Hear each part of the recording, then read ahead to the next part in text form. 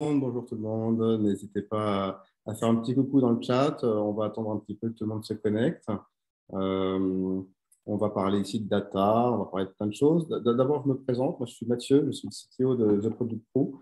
Je m'occupe de gérer avec mon équipe toute la partie tech et produits de notre plateforme interne.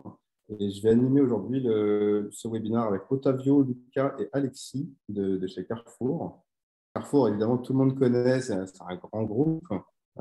C'est énorme d'ailleurs à l'échelle internationale, mais qui font aussi beaucoup de choses côté digital. Ils sont peut-être moins connus. Je pense que nous ferons une petite introduction là-dessus, voir un petit peu le contexte dans lequel ils évoluent, comment ça se passe chez eux dans un groupe comme Carrefour. On laisse le temps à tout le monde d'arriver. Pour info, on enverra dans la journée un petit mail aux participants pour faire un récap de ce talk déjà, et puis pour vous proposer de nous rejoindre dans la communauté. Quand vous écrivez, pensez à bien mettre le message à destination de tout le monde dans le chat, et pas simplement aux autres et aux panélistes. Et n'hésitez pas à poser vos questions dès le début, dès qu'elles vous viennent en tête. On vous donnera la main à la fin sur les questions, on vous passera le micro, mais plus vous posez vos questions tôt, plus on peut organiser la session de Q&A. Quoi d'autre? On laisse le temps aux gens d'arriver. N'hésitez pas à vous présenter, à faire un petit coucou dans le chat, hein, ça fait toujours plaisir. Et puis, je ne vais pas tarder à donner la main à nos intervenants qui vont nous parler de la data, des big bets sur la data, donc comment ils gèrent l'idée des paris qu'ils vont lancer et comment ça évolue tout ça. Je te passe la main, Otavio, et bon talk à tout le monde. Super, excellent. D'ailleurs, merci encore de nous avoir invités, Mathieu et l'équipe TPC. On a vraiment, c'est un grand plaisir de venir présenter en fait notre méthode pragmatique pour identifier et cadrer des big bets data chez Carrefour. Mathieu, est-ce que tu vois mon écran? Voilà, c'est bon, on voit l'écran. Excellent. On peut lancer direct, on peut commencer? Allez-y, quand vous voulez. Excellent. Donc, en fait, les topics aujourd'hui, c'est comment faire décoller son impact en identifiant les big bets data. En fait, l'objectif, on va parler d'une méthode assez pragmatique que vous pourrez utiliser chez vous, si ça vous convient, pour identifier et aussi cadrer, faire en sorte que ça aboutisse et que ça réussisse. Et du coup, juste pour commencer, oui, on a bien dit décoller. En fait, on pense vraiment qu'à travers cette méthode, on peut maximiser les ROI de vos initiatives data. Donc, je pense qu'on a bien choisi les mots décoller. Et je pense qu'à la fin de cette présentation, vous serez d'accord avec nous. Et du coup, en fait, je vais juste présenter nos speakers. Donc, on a Lucas ici à mon côté. Oui, pour dire quelques mots peut-être sur mon parcours. Moi, je fais une école d'informatique. J'ai fait 10 ans de conseil. D'abord, vraiment très tech. J'étais data engineer, data analyst. Puis après, conseiller en management chez PwC, mais toujours autour de la data, donc plutôt sur le cadrage de produits data. Et enfin, je conseille en stratégie au BCG, toujours sur la data, là, sur la stratégie data. Et j'ai rejoint Carrefour il y a 2 ans maintenant. Et donc, je suis en charge de la stratégie data du groupe. Et pour reparler dans un instant de ce que ça veut dire concrètement. Merci. Donc moi, Alexis, bonjour à tous. De base, j'ai des expériences plutôt stratégiques. J'ai rejoint Carrefour, moi, il y a 3 ans maintenant, pour faire le graduate programme dirigeant, donc, ce qui m'a permis d'avoir une vision assez transverse des métiers du groupe. Et donc, mon groupe pour la stratégie, le retail et mon appétence data m'a amené dans cette équipe globale stratégie. Excellent. Et moi, Octavio, des bases de formation ingénieur aussi. Je fais ma carrière un peu dans les conseils, un peu en banque d'investissement. J'ai fondé une startup que j'ai fini par fermer, donc je suis un peu expandé aussi. Mais ma carrière a toujours tourné autour de la data, comme Lucas et Alexis.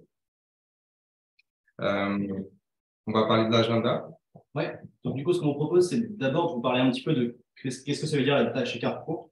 On vous donnera aussi quelques chiffres sur Carrefour, parce que, effectivement, je pense que la plupart des gens connaissent Carrefour, mais ne savent pas forcément où c'est, la taille que ça. Donc, on parlera un petit peu de Carrefour et comment nous, on est organisé autour de la data. Puis, après, le cœur de ce dont on va parler, c'est notre framework.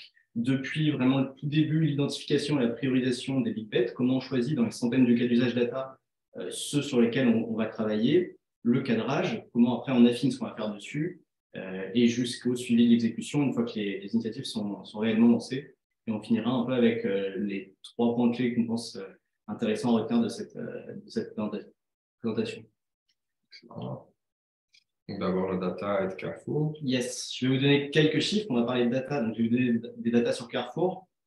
Carrefour, aujourd'hui, c'est plus de 100 millions de clients annuels dans 8 pays intégrés. Donc, ce qu'on appelle des pays intégrés, c'est des pays qui sont gérés directement par le groupe. Donc, principalement en Europe, avec la France, l'Espagne, l'Italie, la Belgique, la Roumanie et la Pologne.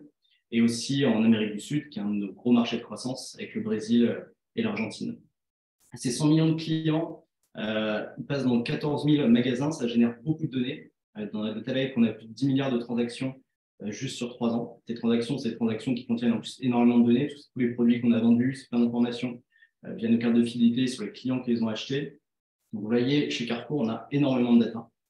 Et l'objectif de l'équipe Strategic Data, c'est de mettre cette data au service des 320 000 employés que vous voyez à droite. C'est comment on utilise la data pour faciliter et améliorer le quotidien des collaborateurs de Carrefour. Nous, on voit deux opportunités principales avec la data. La première, sur laquelle on va se concentrer aujourd'hui, c'est celle dont je viens de parler, c'est utiliser la data pour améliorer la façon dont Carrefour fonctionne. C'est ce qu'on appelle data for business, donc c'est comment on utilise la data pour mieux fonctionner, c'est-à-dire pour améliorer d'une part l'expérience des clients qui viennent chez Carrefour et pour améliorer nos process opérationnels, la façon dont on travaille dans nos entrepôts, dans nos magasins, d'autre part. Ça, c'est la mission de l'Analytics Factory. On appelle ça l'Analytics Factory. Alors, si vous suivez un peu l'actualité de Carrefour, vous avez peut-être entendu parler il y a 4-5 ans du Data Lab. À l'époque, on a commencé par faire de l'expérimentation. On avait un laboratoire, on a testé plein de choses, c'était très nouveau le ML. Là maintenant, avec l'Analytics Factory, on passe à la mise à l'échelle. On essaie maintenant de trouver les use cases qui vont avoir de l'impact et de les industrialiser, de les passer à l'échelle. C'est ça la mission de l'Analytics Factory et c'est ça sur quoi on va se concentrer aujourd'hui. Une autre opportunité qui est hyper importante pour Carrefour, qu'on voulait quand même mentionner, c'est la valorisation de la donnée, la monétisation de la donnée. Cette donnée elle a une valeur énorme, en particulier pour nos fournisseurs, parce que nos fournisseurs, donc les grands industriels, eux, au final, ils ont très peu de vision sur ce qu'ils vendent, sur les clients à qui ils vendent, puisqu'ils voient ce qu'ils vendent à nous, à nos entrepôts, mais ils sont un peu aveugles après ça. Et du coup, pour eux, notre donnée a énormément de valeur. Du coup, on a monté un nouveau business qui s'appelle Carrefour Links, qui a vocation à collaborer avec ses fournisseurs et à devenir du coup un nouveau métier pour Carrefour. Et ça, c'est aussi un enjeu énorme dans notre plan stratégique. L'objectif, c'est que ça représente à terme potentiellement près de 10% de notre revenu d'exploitation. C'est aussi quelque chose de très transformant pour Carrefour parce que ça veut dire que sur cet aspect-là, on devient une vraie boîte tech puisque le produit Carrefour Links, c'est un produit tech. Donc là, maintenant, je ne suis pas partie de gauche. Donc, comment on a organisé en Analytics Factory? On a une organisation qu'on appelle fédérée, c'est-à-dire qu'on a des équipes data locales dans chacun des pays, avec un fournisseur dans chaque pays. Et c'est dans les pays qu'on va avoir les équipes de delivery, donc ceux vraiment qui font, ceux qui codent, les data scientists, les data analysts, etc. Ça sera en pays. Et nous, au groupe, on va avoir un rôle d'animation de ces différentes équipes locales et de stratégie, de s'assurer qu'on va dans le même sens, qu'on ne fait pas 50 fois la même chose, qu'on réutilise les assets qui sont développés dans un pays pour les autres. Et je vous propose de parler 2 minutes de nos missions au groupe. Donc, 3 missions vraiment de notre équipe, l'équipe Data Stratégie. La première, c'est la démocratisation de l'accès à la donnée, ce qu'on appelle Data for All, notre programme Data for All. Donc là, l'objectif, c'est que tous les métiers, pas seulement les experts de la data, demain, ils sachent utiliser la donnée dans leur vie de tous les jours pour prendre leurs décisions. Et concrètement, derrière, on met 3 choses. On met ce qu'on appelle la data gouvernance, c'est-à-dire toutes les organisations et les process qui vont permettre de bien documenter les données qui existent chez Carrefour, de faciliter leur accès. On met l'information, qui est tout ce qui est former les utilisateurs à utiliser plus qu'Excel, des outils de data viz, à faire des analyses simples sur la base de nos données. Et le troisième aspect, c'est un aspect plutôt outil, où on a un rôle aussi de déployer des outils simples à utiliser par le métier, des outils de data visualisation, comme Tableau, comme Looker Studio, encore une fois, dans le but que tout le monde demain, chez Carrefour, puisse s'appuyer sur les données pour prendre leurs décisions. Ça, c'est la première mission. On ne va pas trop parler aujourd'hui. La deuxième, c'est déployer des produits data group. Vous l'avez vu, on a une organisation fédérée. Potentiellement, chaque pays peut développer des use cases, des big bets à forte valeur ajoutée. Une des missions de notre équipe, c'est de les aider à cadrer ces big bets et à ce que, by design, ils soient déployables sur les autres pays du groupe. Et puis après, les aider à déployer ces produits de façon globale sur d'autres pays du groupe. Enfin, notre troisième et dernière mission, c'est vraiment la stratégie en elle-même. Donc là, c'est à la fois des sujets organisationnels, de s'assurer qu'on recrute les bons profils, qu'on met en place les bonnes organisations dans notre pays, mais aussi des questions budgétaires, s'assurer que les budgets sont investis sur les bons sujets et qu'on délivre les bons ROI derrière. Voilà un peu pour le groupe. Et maintenant, je vous propose qu'Alexis vous présente un peu dans un pays concrètement comment ça se passe, donc plus les équipes qui vont délivrer ces big bets, comment elles sont organisées.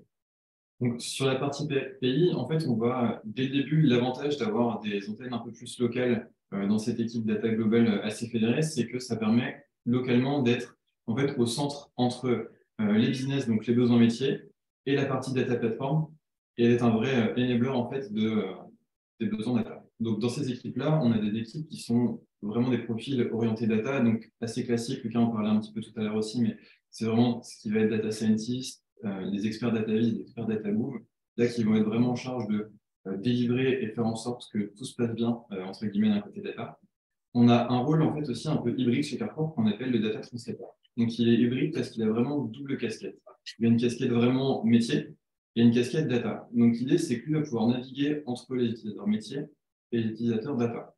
Donc les utilisateurs métiers, c'est ce qu'on a appelé les analytics owners. En fait, c'est des ambassadeurs qu'on a nommés dans chacune des business units pour être le point de contact unique en fait entre le métier et la data. Donc leur rôle à eux, ça va être de recenser les besoins et de les transmettre au data translator. Donc là, dans cet échange-là, le rôle du data translator, c'est vraiment d'avoir la casquette data, d'être sûr qu'on a bien identifié toutes les bonnes opportunités business et qu'on les a bien traduites en besoins exploitables par les équipes data.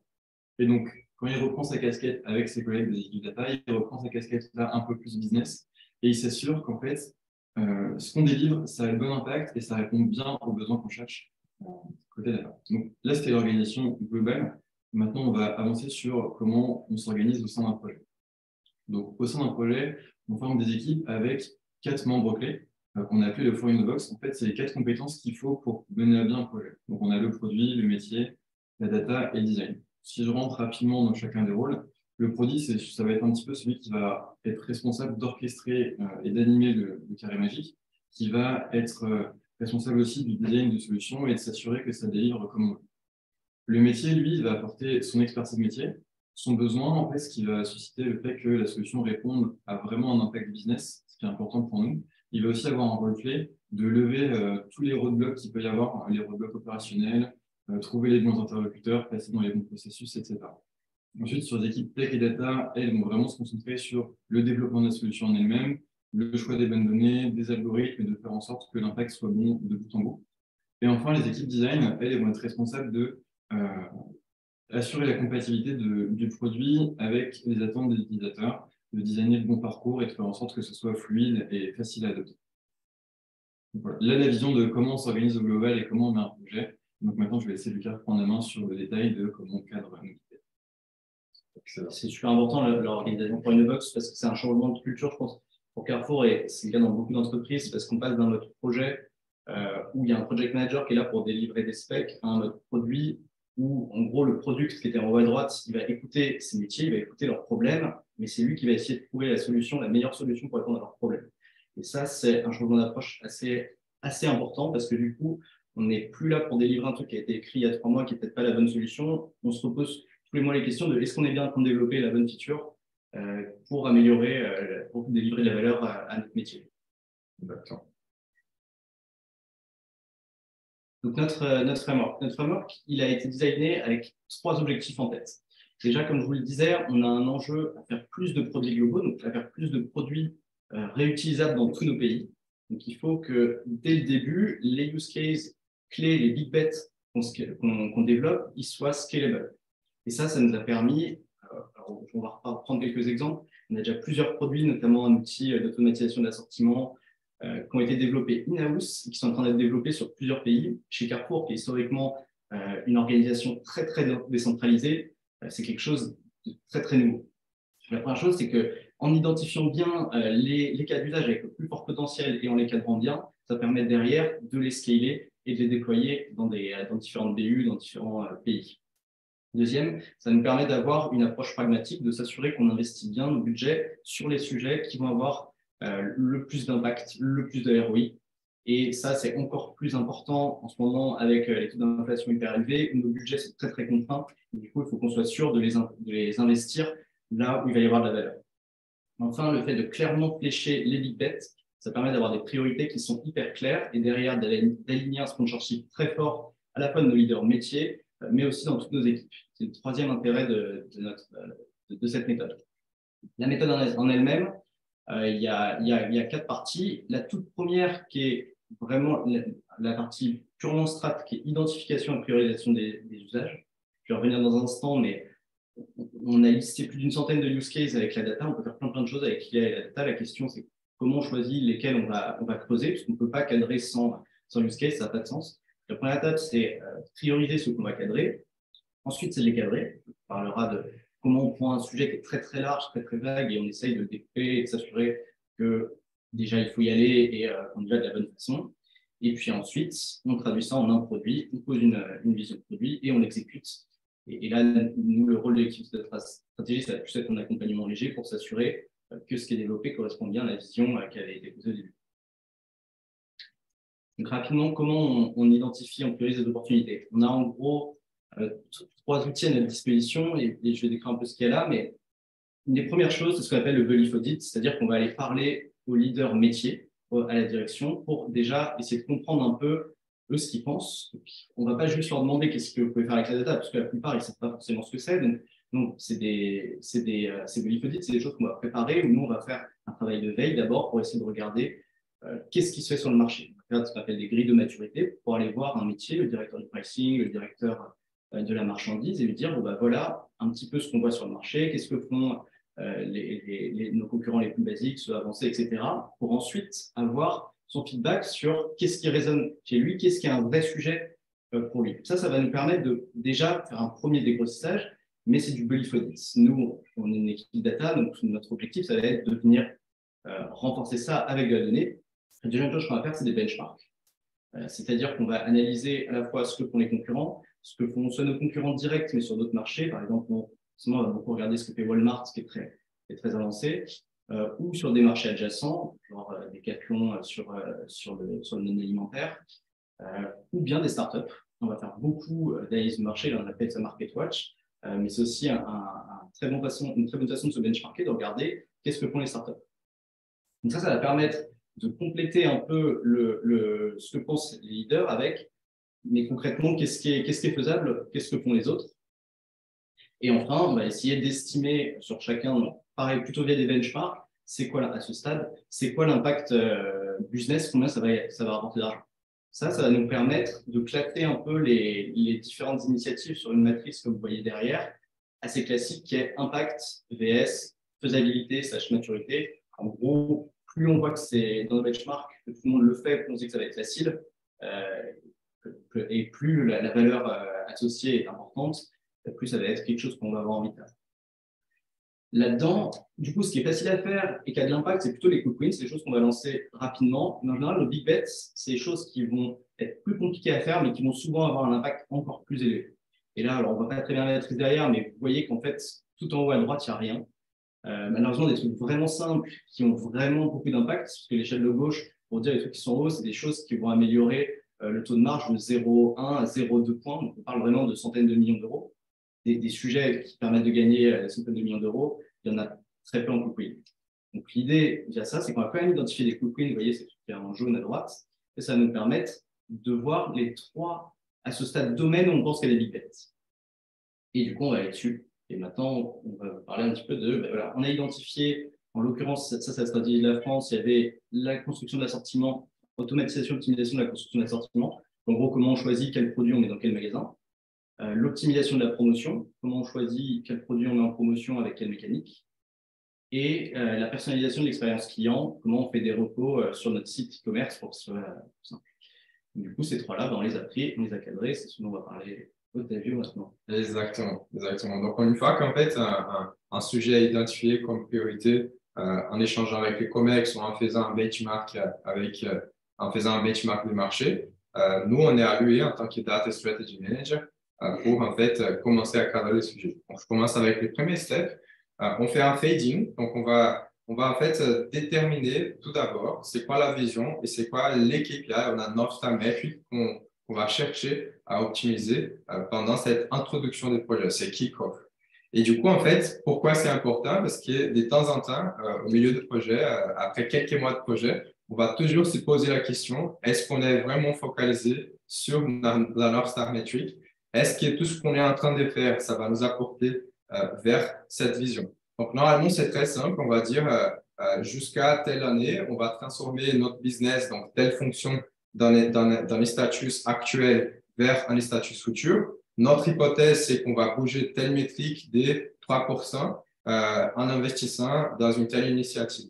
Donc, en fait, ça a l'air très simple. C'est pas simple, surtout quand on a plusieurs sponsors, plusieurs exécutifs qui, en fait, font partie de cette fonction business. Donc, c'est pas simple de nous aligner sur une vision unique qui va porter les projets. Mais une fois qu'on l'a fait, en fait, ça va porter, ça va driver tous les projets qui s'enchaînent. Le deuxième step, c'est les scoping. Donc, on va vraiment identifier quels sont les systèmes d'infos impactés, quels sont les produits data ou les applications qu'on utilise pour notre opération qui sont impactés. On va aussi scoper et voir quelles sont les fonctions business qui doivent être intégrées au sein du projet. Quels sont les pays avec lesquels on va travailler. Donc, on peut avoir un projet où on va bosser juste avec la France. On peut avoir d'autres projets où on aura la Belgique, l'Espagne et la France. Donc, ça dépend vraiment du projet et de ses impacts. Et surtout, on va essayer d'identifier quelles sont les équipes impactées, quels sont les leaderships. Est-ce que c'est des équipes opérationnelles? Est-ce que c'est des équipes en marketing? On va vraiment identifier quelles sont les équipes impactées au sein de ces projets. La troisième step, ça sera définir une gouvernance, comme mon collègue Alexis vous a dit, les four in the box avec les équipes métiers, les équipes produits, les équipes tech data et les équipes design. Et normalement, en fait, on aime bien aussi faire un stakeholder map, c'est-à-dire choisir la working team, donc les personnes qui vont être en mode daily, weekly et travailler et driver les sujets tous les jours, mais aussi toutes les personnes qui gravitent autour, qui vont influencer les projets, soit légèrement, soit avec beaucoup d'importance. On essaie de mapper tout le monde pour voir, en fait, qui doit être informé, qui doit être inclus dans nos décisions au cours du projet. Après, on commence l'étape des divergences. Donc, l'étape des divergences, elle est hyper intéressante parce qu'en fait, on a une seule contrainte, c'est d'être drivé pour un objectif, la vision. Et en fait, c'est un peu l'étape où on peut tout faire, on peut collecter tout type d'informations. Et la seule contrainte, c'est que ça soit voilà, stratégique et que ça soit dirigé vers la bonne direction.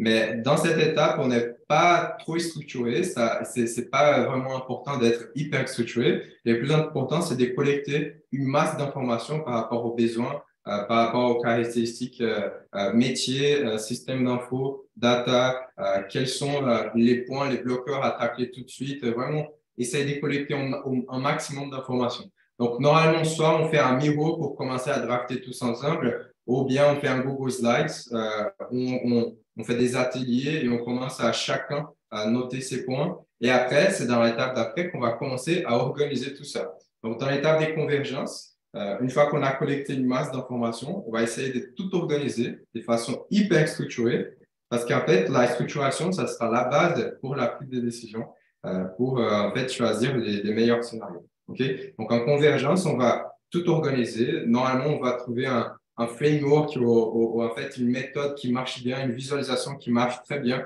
pour vraiment faire la différence entre un scénario A et un scénario B. Et du coup, dans les prochaines steps, c'est là où on va vraiment prendre la décision. Donc, quand on arrive au step des décisions finales, ça veut dire qu'on a collecté toutes les informations, elles sont structurées, on comprend vraiment les ROI associés, les coûts et du coup les retours sur investissement associés. Et du coup, en fait, il est très clair dans notre tête et quand on présente à des exécutifs dans les COMEX, il est très clair les scénarios à choisir. Et du coup, c'est ça l'objectif, que ça soit les plus clairs possible la direction qu'on va prendre. Et les derniers steps, ça sera la définition du business case final et en fait, l'allocation du budget. Donc, évidemment, on a un budget limité, comme disait Lucas. Et du coup, dans cette étape, on va dire OK, j'ai X comme budget, qu'est-ce que je peux faire? Et du coup, il est hyper important, en fait, de bien segmenter les projets dans plusieurs petits use cases parce que potentiellement, une partie de ces use cases seront dépriorisés. On va faire une partie du backlog qu'on avait prévu. En fait, c'est vraiment dans cette étape qu'on va challenger notre budget versus la priorité qu'on a et tout ce qu'on a à faire, tout ce qu'on a à délivrer pour la suite. Et du coup, les prochains steps, c'est la vision data produit. Je vais passer la parole à Alexis. Et c'est là où on va commencer un peu à donner de la forme au produit. Voilà, ça. Donc, en fait, là, on a vu comment on identifiait les opportunités. Une fois qu'on les avait identifiées, comment on les sélectionnait, celles sur lesquelles on allait approfondir. Et donc là, maintenant, une fois qu'on a une opportunité qu'on a bien filée, qu'on a analysée dans tous les sens, on va se concentrer sur comment on revient à notre vision initiale et on l'a fait coïncider avec tout ce qu'on a vu entre-temps. Donc là, on est vraiment en mode for in a box où on a des experts de chaque côté qui ont bénéficié de tous les travaux d'avant et qui vont filer la vision du produit. Si on prend par exemple le big bet dont parlait Lucas sur l'assortiment, la vision de base c'était on a une opportunité data d'optimiser notre assortiment parce qu'aujourd'hui ça nous prend vraiment du temps à faire. On a passé tout le cadrage et là on va se dire voilà, en fait notre objectif ça va être vraiment notre North Star, ça va être 80% d'assortiment optimisé. Pour ça il va nous falloir différents types de fonctionnalités dans notre produit. L'assortiment, juste pour le contexte, c'est tous les produits qu'on va pouvoir mettre dans un magasin. Donc sur les fonctionnalités pour l'automatiser, on va se dire on a une fonctionnalité qui va devoir nous le mettre en briques. Voilà, et on va le découper en toutes petites briques. Une deuxième qui va devoir nous l'assembler pour se dire quel est l'ensemble de briques pour le bon magasin en fonction de sa clientèle, de sa zone de charge, etc. Et peut-être une troisième brique qui va nous permettre de choisir, en plus de ça, des produits un par un, un peu en mode Netflix. Les magasins similaires vendent très bien ce produit-là. Il faudra l'essayer. Donc là, c'est un exemple d'une vision qu'on a vraiment orientée en produit. Donc on passe de l'objectif à des features précises. Et par la suite, sur la prochaine étape, on va pouvoir se concentrer à rendre ce produit encore plus concret. Si on passe du coup sur le prochain slide, on va se dire que maintenant qu'on a nos fonctionnalités phares, nos objectifs, on va pouvoir vraiment rentrer dans l'ultra détail de dire quels vont être nos écrans, quels vont être les parcours utilisateurs pour être sûr que ce produit corresponde. Et donc là, on est vraiment passé d'un produit très macro à quelque chose de très précis, qui reste quand même itératif, parce que c'est ce qu'on disait dans le For in a Box. L'idée, c'est qu'on puisse revenir sans cesse pour être sûr qu'on soit au plus près possible de l'objectif métier et donc de la valeur qu'on peut dégager et qu'on a identifié plus tôt. Donc là, on se dit, on définit nos écrans et on a des fonctionnalités très précises, le delivery est enclenché et à la fin de cette phase-là, on a un produit qui est prêt à être déployé. Donc c'est là qu'on rentre dans la dernière phase. Une fois qu'on a un produit qui est déployé, qu'on a des personnes au sein du groupe qui l'utilisent, on va pouvoir le surveiller de façon long terme pour être sûr qu'il correspond bien aux objectifs, prendre en compte aussi les retours utilisateurs pour, encore une fois, le fine-tuner et l'adapter à nos besoins. Donc voilà de A à Z comment on passe de l'opportunité identifiée au produit et au tracking. Donc, je laisse Lucas peut-être pour la conclusion et les takeaways. Yes. Donc, trois choses à retenir de l'approche qui me paraissent assez clés pour une équipe de stratégie data ou pour une direction data. Le premier objectif, c'est de donner du focus. Nous, une de nos grosses ambitions, c'est de se dire qu'il faut qu'à peu près 60-70% de nos budgets, de nos équipes, travaillent sur 3 à 5 priorités maximum. Et ça, c'est hyper important parce que derrière, ça permet de concentrer nos énergies, de s'assurer qu'on va chercher le bon niveau de sponsorship sur ces sujets-là et qu'on ne se disperse pas. Surtout en data, c'est très facile, en fait, si on répond juste à la demande entrante, de faire des dizaines et des dizaines de dashboards qui, au final, n'ont pas forcément l'impact souhaité. Ça ne veut pas dire qu'il ne faut pas en faire, ça veut dire qu'il faut être sûr d'avoir au moins une partie de son équipe, de son budget, ça peut être 50, ça peut être 60, ça peut être 70, qui est dédié à quelques initiatives qui vont avoir un impact fort. Et je voyais qu'il y a une question sur est-ce qu'on cadre tout. Bon, ce qu'on vient de montrer, c'est vraiment pour ces big bets, pour ces sujets à fort impact, où, encore une fois, parce que j'ai vu une autre question sur l'époque, d'autres sites en fait encore une fois, l'idée, c'est qu'on sait qu'il y a un gros sujet là-dedans. Après, il y a plein de façons d'y aller. Et souvent, pendant le cadrage, on va identifier des potes qu'on pourra peut-être lancer direct. Et je sais que tu as vu, c'est maintenant ça va sur ton projet. Donc, c'est pas antinomique. Mais en tout cas, voilà, première key learning, soyez hyper clair sur les 3-4 priorités de votre équipe et assurez-vous derrière que la charge est bien alignée. La deuxième, du coup, l'IA, c'est hyper exploratoire. Donc, il faut accepter que ça va rater, que quand on commence à cadrer un sujet, bah, potentiellement, ce qu'on va délivrer à la fin, ça ne sera pas du tout ce qu'on avait cadré au début. Mais ça, c'est positif. L'important, c'est de bien avoir sa North Star, d'avancer, d'apprendre de ce qui ne marche pas et d'être capable de pivoter rapidement. C'est-à-dire de ne pas perdre trop de temps avant d'accepter qu'en fait, ce n'était pas la bonne direction. Et enfin, le dernier point, et qui est en fait primordial, en particulier sur la data, c'est qu'en fait, pour que ces use cases aient de l'impact, les algos, c'est une chose, avoir les data, c'est une chose. On considère que dans la réussite d'un projet, 10%, ça va être la qualité des algos, 20%, ça va être le fait d'avoir les données dispo en bonne qualité, mais en réalité, 70%, ça va être l'adoption par le métier. Et ce que ça veut dire derrière, c'est que ce qui est clé, c'est de s'assurer que le métier est embarqué dès le début et qu'on résout un vrai problème. C'est-à-dire qu'on n'est pas en train juste de répondre à des specs, mais en train de répondre aux problèmes d'initiateurs et que dès le début, ou le plus tôt possible en tout cas, on se pose tout de suite la question de si je développe un algorithme. Par exemple, si je fais un algorithme de prédiction des productions en boulangerie, et un de nos use cases, dès le début, on doit se demander, mais concrètement, dans le quotidien de mon boulanger, mon père, à quel moment il va avoir accès à ça, comment ça s'inscrira dans son process.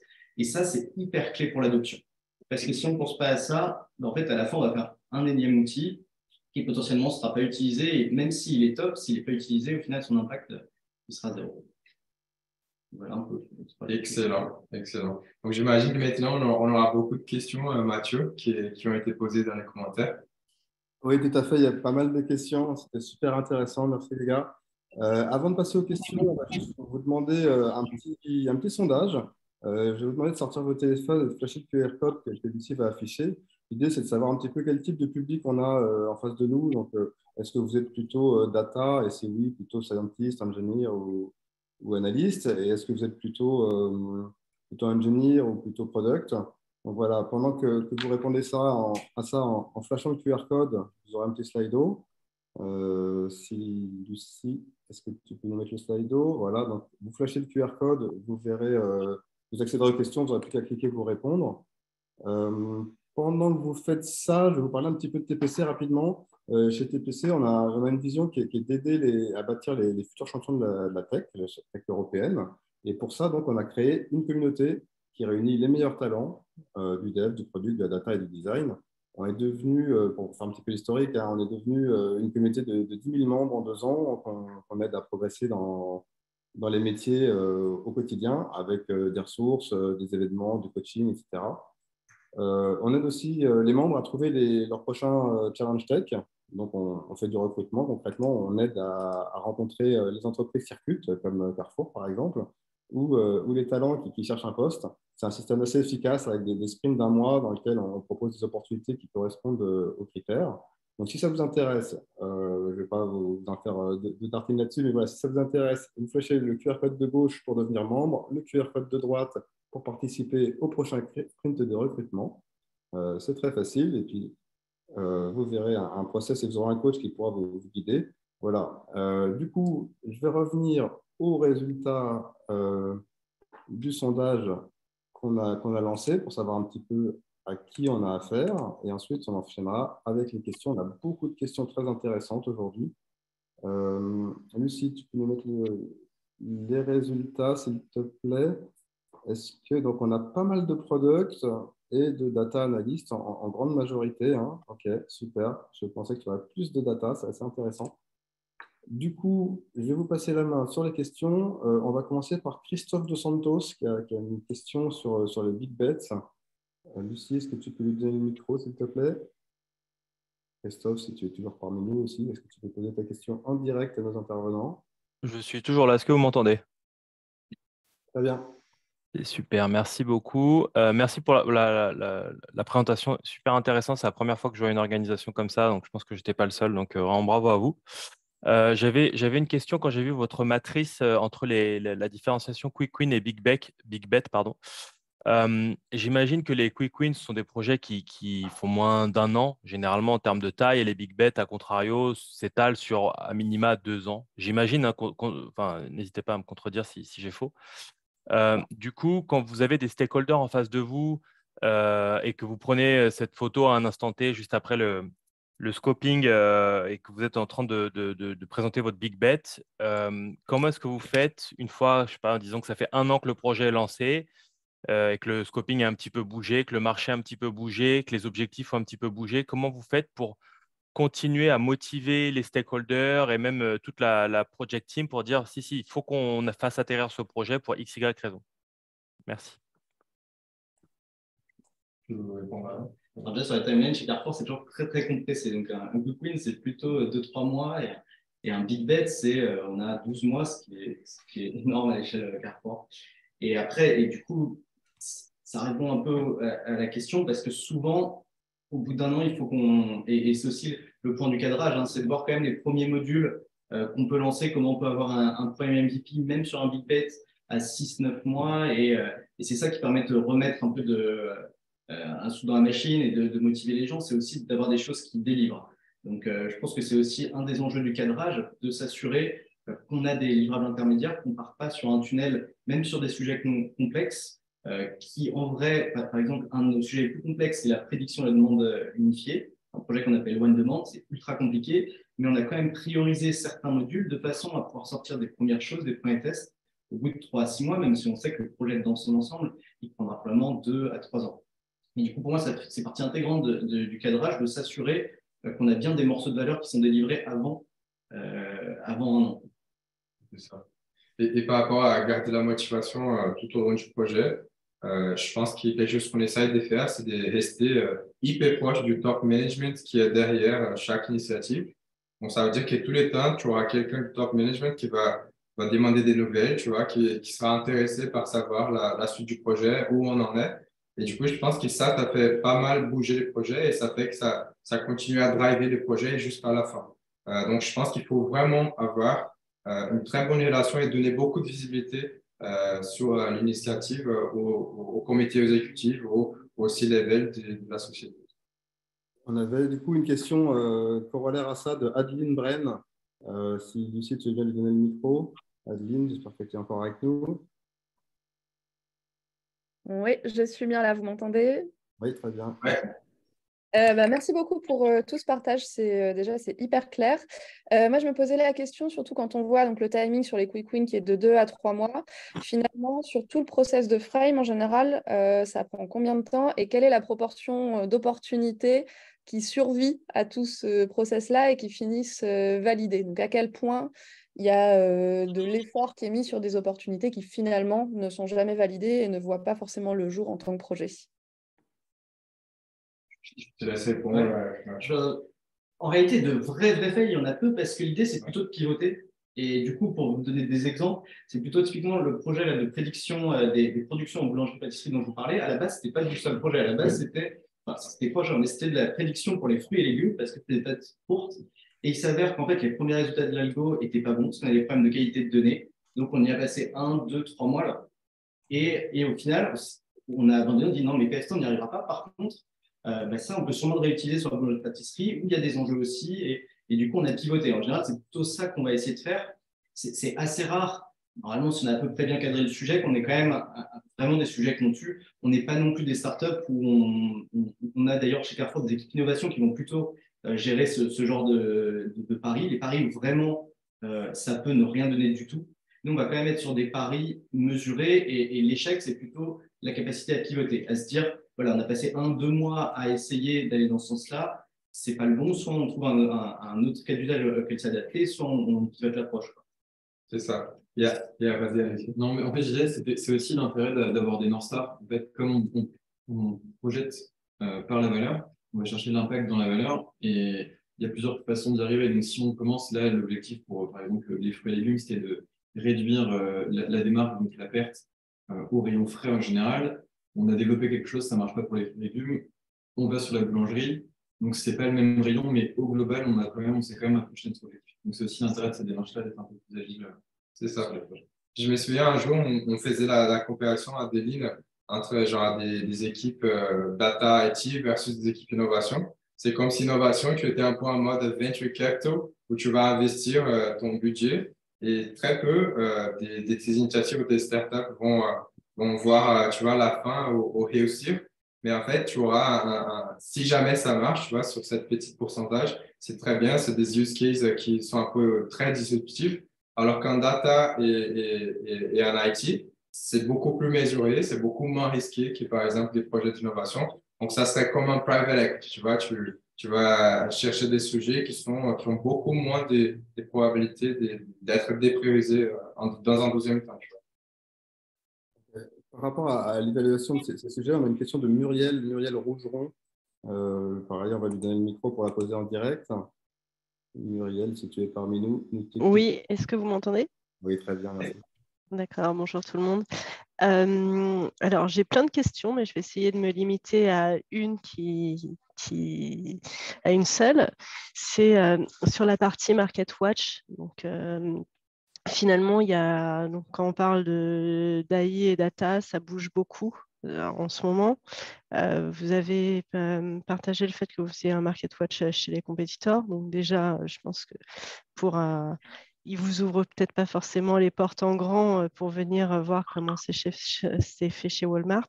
Comment est-ce que vous réalisez le Market Watch pour garder justement, avoir une analyse précise de vos compétiteurs, mais également garder la main sur tout ce qui se fait en ce moment, sachant qu'il y a beaucoup de choses qui changent? Alors, plusieurs éléments pour les compléter. J'ai cité Walmart parce que justement, Walmart, en fait, c'est un concurrent où on n'a aucun marché en commun. Donc, pour le coup, on fait des sessions de partage. Et c'est pour ça que c'est assez intéressant de trouver, alors c'est pas dans toute l'industrie, mais des concurrents qui ne sont pas frontales parce que du coup, c'est plus facile de faire des partages dans ce sens-là. Et l'autre aspect, c'est qu'après, via les cabinets de conseil qu'on peut rencontrer, on a aussi des benchmarks de cette façon-là parce qu'eux, ils travaillent un peu avec tout le monde. Donc, on arrive aussi à avoir indirectement des infos là-dessus. C'est ça. Je pense qu'on a des multiples sources. En fait, quelque chose que j'ai remarqué chez Carrefour, parce que ça fait à peine 4 mois que j'ai rejoint les groupes. S'il y a un sujet qui sort dans la presse, genre hier, aujourd'hui, dans la pause déjeuner, on va discuter de ces sujets. C'est impressionnant comment on se partage des informations très récentes. Et tout de suite, on commence à discuter et potentiellement, ça peut donner une initiative ou au moins une investigation sur un nouveau sujet pour voir si on a du temps à investir là-dedans. Et en même temps, on est assez en contact avec des partenaires tous les temps. Donc, ça veut dire qu'on est vraiment nourri, alimenté des informations les plus récentes à travers ces relations qu'on a avec les partenaires. Ok, super. Je vais passer la main à Sophie Soiseau pour une autre question, plutôt en amont comme en aval sur la discovery et les follow-up. Sophie, tu es avec nous? Oui, vous m'entendez bien? Très bien. Bonjour à tous et merci beaucoup pour les informations partagées parce qu'on voit bien que quand on structure bien, qu'on limite le nombre de projets, effectivement, on a plus de chances de succès. Quand on se concentre bien aussi sur l'acculturation data, le change, etc., on permet aussi aux solutions data d'être bien utilisées par les utilisateurs finaux, ce qui est quand même le but au final. Donc, c'est vrai qu'autour de la tech, il y a aussi pas mal de sujets importants auprès des utilisateurs. Et moi, mon sujet, c'était effectivement par rapport au discovery et la prise en compte de nouvelles opportunités. Quel est le système pour faire remonter les opportunités plus de façon bottom-up avec des opérationnels qui ont souvent des pain points qui sont importants à prendre en compte. Et puis aussi des difficultés dans la data, c'est que chaque métier où l'amont et l'aval ont chacun leur set de données et des fois des données qui ne sont pas réconciliées, pas réconciliables. Et en fait, tout le monde perd beaucoup de temps, n'arrive pas à échanger, à partager les données parce qu'effectivement, on ne parle pas de la même chose. Et il y a des gros sujets autour de l'harmonisation des données. Donc, est-ce que c'est des choses qui remontent aussi? Très bien. Je pense que je peux apporter une réponse. Par rapport au discovery, donc c'est l'étape divergence dont on a parlé dans la méthode. En fait, le plus important, c'est de bien préparer l'atelier. Donc, c'est quoi les topics qu'on va discuter dans la journée? C'est quoi les questions qu'on va se poser? Tu vois, et je pense qu'il faut, pour ce type d'atelier, il ne faut pas faire de l'impro, il faut arriver avec des bonnes questions et des sujets qu'on souhaite investiguer plus en détail. Donc, normalement, quand on arrive à un atelier des discovery, des discovery, des divergences, on va chercher à poser les questions qui n'ont jamais été posées. Ça, c'est pour la partie cadrage. Mais je pense que côté produit, quand on fait un discovery, il y a aussi… Juste un truc, je pense qu'il y a la question du bottom-up aussi. C'est-à-dire comment tu fais remonter du terrain des besoins.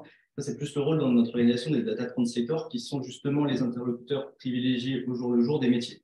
Donc, ils sont un data translator par métier. C'est moins le rôle de la stratégie. Parfois, les data translators vont monter des sujets comme ça, mais le bottom-up, il passe plutôt par cet aspect-là. Et justement, les 30-40% qui restent, qui ne sont pas une petite bête, l'idée, c'est qu'ils soient justement dédiés à répondre à ces demandes-là. Il y avait une deuxième partie de la question, c'était plus sur le fait de réconcilier les données. Ouais. Donc en fait, là-dessus, c'est vrai que c'est un gros sujet, j'imagine, dans ton entreprise, en particulier chez Carrefour. Et donc là-dessus, nous, le constat qu'on a fait, c'est qu'aujourd'hui, notre rôle, c'était un peu de donner ces données en libre service à nos collaborateurs. Donc on est en train de créer ce qu'on appelle le data supermarket. En fait, l'idée, c'est que les données de base, ça peut être compliqué d'être visible par tout le monde, on ne peut pas savoir comment s'en servir, on ne peut pas savoir comment chercher. Et donc, sans un bon outil de gouvernance avec des définitions claires et partagées, c'est un peu comme si nous, à Carrefour, on envoyait nos clients faire le cours dans des entrepôts. Là, ce qu'on est en train de mettre en place, c'est un magasin donc, qui sera branché directement sur les entrepôts, les plateformes data, mais qui sera dans une interface hyper user-friendly où on a accès à tout, on voit ce qu'il y a. Alors, ça ne veut pas dire que je peux me servir partout. Hein, il y a des contraintes aussi en magasin. Par exemple, quand on a moins de 18 ans, on ne peut pas acheter d'alcool. Donc on aura une gestion d'accès de la même façon. On pourra assez facilement naviguer dans l'ensemble des produits Data Carrefour, ajouter ce qu'on veut au panier et passer à la caisse, entre guillemets, où on vérifie les autorisations qu'on a et avoir tout ça qu'on a. Donc ça, c'est des workshops de gouvernance, d'alignement sur la définition, par famille de données, par famille de métiers. Donc là, c'est un projet qu'on est en train de mettre en place pour la partie réconciliation. Derrière, du coup, c'est des vrais impacts organisationnels, c'est-à-dire qu'il faut nommer quelqu'un qui est responsable de l'indicateur CA, quelqu'un qui est responsable de l'indicateur des marques, qui est responsable de la définition et de l'implémentation derrière dans nos data plateformes. C'est vraiment la data gouvernance. Nous, on appelle data supermarket, parce qu'elle est outillée par un outil construit en interne, justement, pour que ça soit facile de découvrir que n'importe qui cherche la définition du CA, il a juste à chercher, il va voir dans quel dashboard ça apparaît, c'est quoi la définition validée par le data owner qui à la définition. Exactement.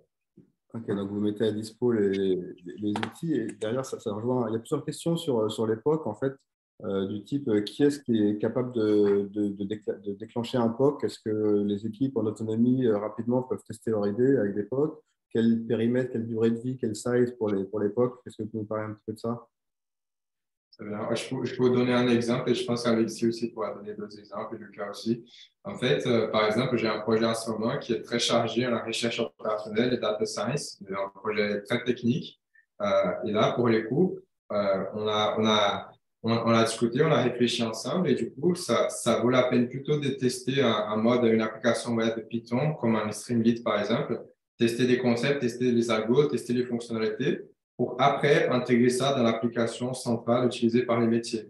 Donc, normalement, ce n'est pas une question de pouvoir faire des POC, c'est presque une obligation parce qu'on ne veut pas impacter tout un système d'un seul coup. On veut d'abord tester un petit scope avec une partie de l'équipe qui va du coup, on va dépenser les moins possibles et on va en fait tester le maximum possible la valeur qu'on veut délivrer. Une fois que c'est POC est fait, c'est là où on va investir plus massivement dans un projet. Donc, normalement, ce n'est pas une question de pouvoir les faire, c'est presque une obligation de les faire pour pouvoir tester un scope réduit et réduire les risques. Parce que l'autre point hyper important de cette méthode, c'est que le but, c'est aussi que le métier soit hyper impliqué et croit ce qu'on est en train de faire. Et comme on fait le cadrage avec eux, qu'on chiffre les gains, du coup, ils y croient. Donc, ils ont envie de le lancer. Et donc souvent, lancer le projet, ce n'est pas le problème. Il y a les questions des budgets, de prioriser, mais… Si c'est bien fait en amont et qu'on a réussi à convaincre tout le monde, ça devient, c'est plus le problème. C'est ça. Exactement. Okay. On fait souvent des POC pour répondre à la question. Je pense tous les temps, on fait d'abord un POC et après les gros délires. On va passer la main à Roman Perche, qui avait quelques questions aussi assez intéressantes. Roman, tu es avec nous? Oui, voilà. vous m'entendez? Bien. Parfait. Je crois que quelqu'un d'autre a posé la même question. La première question que je me posais, c'était le temps ou le nombre de FTE qui est dédié à tout ce process en fait, de stratégie et de scoping versus la taille globale de l'équipe Analytics Factory. Moi, j'ai les chiffres en tête. Vas-y. L'équipe stratégie, elle est petite. Hein. On est 4. Et des gens qui travaillent chez Data, chez Carrefour, il y en a 700 si on compte les data plateformes. On a Ok. passé à 2000 d'ici 2026, donc une stratégie. Ouais. Et je peux, dans la logique du four in the box, comme on vous a expliqué, je peux arriver à avoir, genre, dans la working team, tu vois, la team centrale, on peut arriver à avoir un profil data strategy comme moi, Alexis ou Lucas, un profil IT, un profil produit, tu vois. Donc, en fait, pour faire une petite équipe. Donc, normalement, cette équipe de travail, elle a 4-5 personnes max. Et du coup, après que ça passe en delivery, évidemment, il y a beaucoup plus de data science, data analyst, data engineer, front-end dev, back-end dev à engager. D'accord, ok.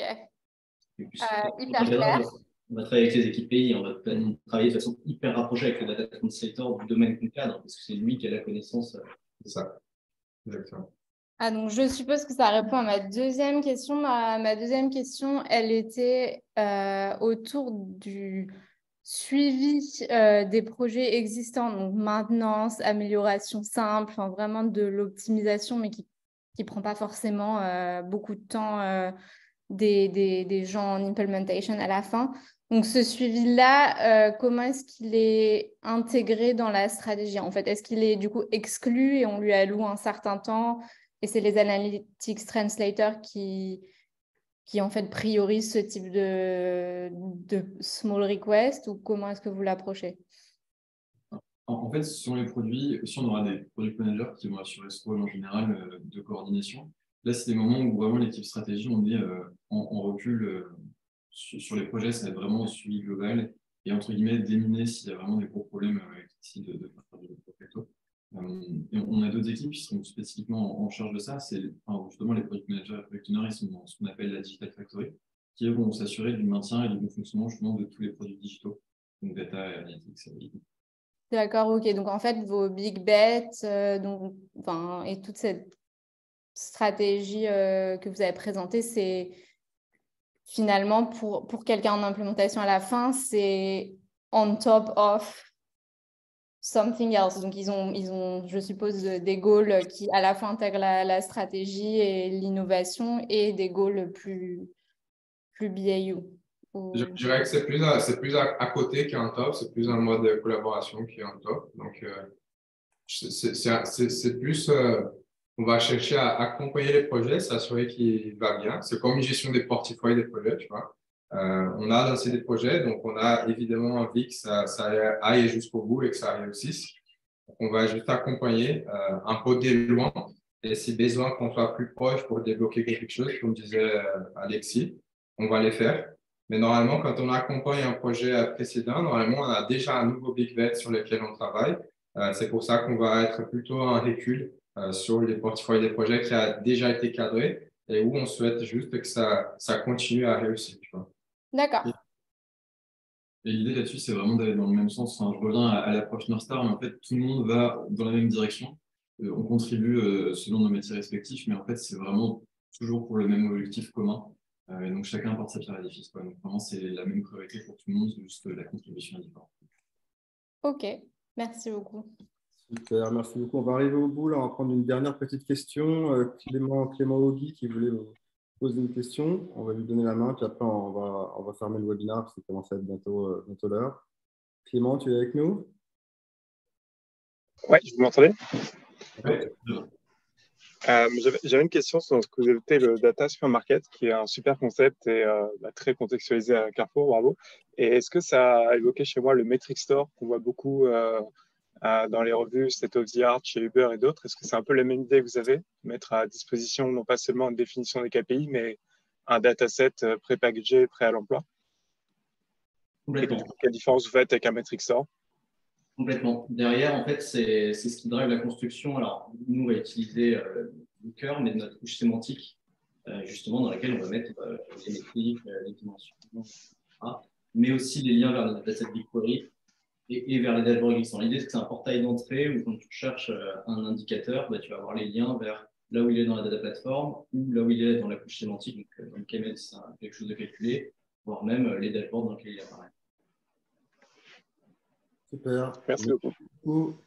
On va fermer le séminaire. Je vous demanderai, si vous voulez bien, dans les commentaires, de nous donner une note sur 5 sur ce que vous avez pensé de ce talk, que j'ai trouvé très instructif, en tout cas pour ma part, et j'espère que ça vous a plu.